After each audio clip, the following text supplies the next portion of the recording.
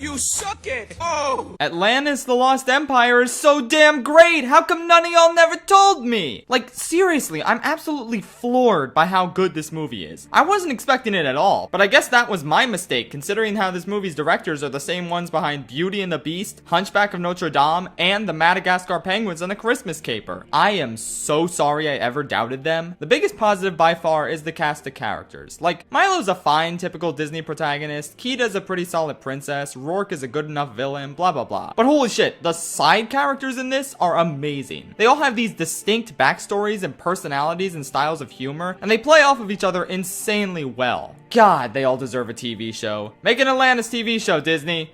Put it on Disney Plus. I know you canceled one when this movie bombed at the box office, but for the love of God, bring it back. The animation is also really stellar and distinct from any other Disney film. It's got this comic book aesthetic that just looks incredible. It makes every scene just pop, and I can't get enough of it. The story legitimately had a lot of mystery surrounding it. I wasn't sure what was gonna happen or what the Atlantean culture would be like, and I think that's the hallmark of a really strong sci-fi storyline. I also like how adult this movie feels, not just in its jokes and animation style and constant death, but in its messages. Like, there's a legit, strong anti-imperialist message here. The guy who's here to plunder an ancient civilization and kill off its inhabitants in order to get rich is the villain. Which, yeah, exactly. I don't even know what else to say, man. This film is just magnificent. Sometimes its story can be a bit clunky, and I wish we could have gotten even more of the side characters. But overall, this movie is everything Pocahontas should have been. It's everything Sinbad should have been. Hell, y'all are really gonna hate me for saying this, but it's everything Treasure Planet should have been. I'm shocked that more people haven't told me to check this one out in particular, because it's quickly become one of my favorite Disney movies. I don't even miss the songs like I do with Emperor's New Groove. I think they hit the perfect tonal sweet spot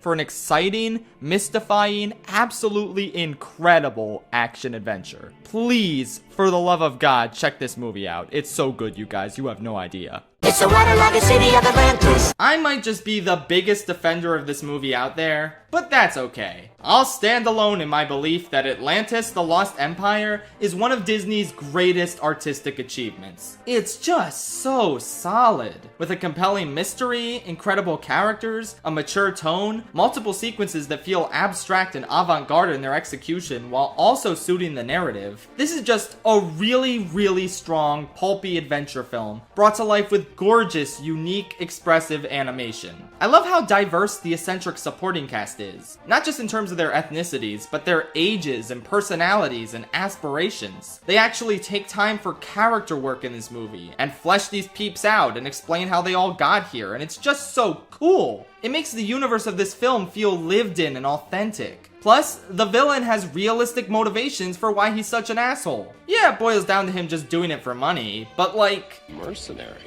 I prefer the term adventure capitalist. Think about it. If you gave back every stolen artifact from a museum, you'd be left with an empty building. Damn, okay Disney, I see you. Keep in mind that this movie came out in 2001, so corporate Disney wasn't even doing this to get woke points. The creative team behind this movie just wanted to play it real with this guy, and give him the sort of nefarious, self-serving motivations you'd see in the real world. Also keep in mind that they're the same creative team behind Beauty and the Beast and Hunchback, two movies that also had strikingly realistic villains in comparison to Disney's other work.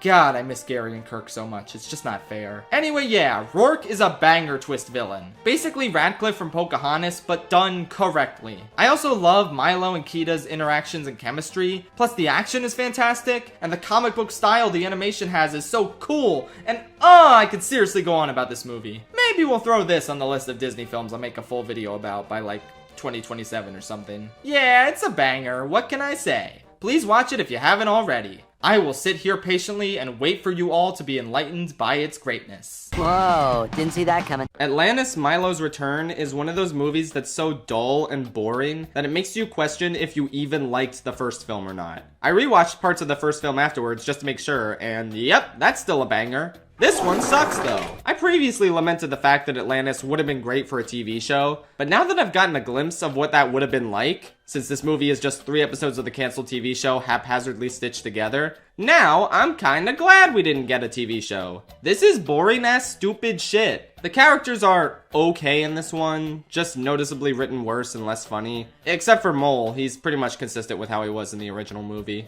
I also never really liked him. The 3 unrelated misadventures they go on are all cool concepts in a vacuum, but none of them are fleshed out and given the time necessary to make these stories compelling. Any one of these plots would have been a cool story for a standalone sequel, but of course we can't have that because this was never meant to be a sequel. I don't know, maybe this is a Clone Wars situation where if the TV show had been made, it would have started out with this rocky, pretty bad movie as its opening, before eventually becoming something really great that adds a ton to the Atlantis universe. I guess we'll never know. Speaking of Clone Wars, James Arnold Taylor is here to voice Milo. You know, the voice of Obi-Wan in the Clone Wars. And also, Johnny Test. Honestly, hearing Johnny Test's voice come out of Milo was the best part of this movie for me. At least it woke me up from the coma everything else put me in. Also, for some reason the movie ends with Atlantis rising to the surface for the first time in 8,000 years. I don't know why. Nothing in this movie built up to that. Atlantis itself isn't even a factor in any of these 3 plot lines. The thing that came directly before this ending was fighting a crazy guy who thought he was Odin. For some reason, that experience convinced Kida that Atlantis needed to join the rest of the world.